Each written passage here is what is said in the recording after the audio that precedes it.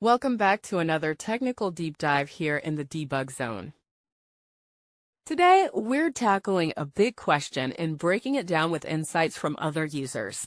Hopefully, this clears up some misconceptions and helps you get the answer you need. So buckle up, stay a little curious, and let's jump right in.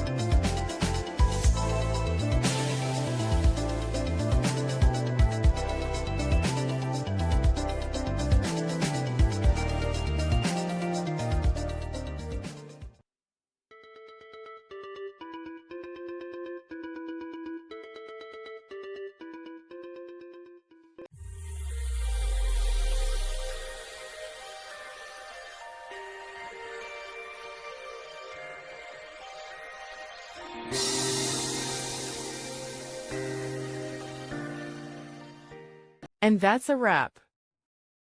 I hope you found the answer you were looking for. If you did, take a second to hit that subscribe button. It really helps out. And let me know in the comments which solution worked best for you. See you next time in the debug zone.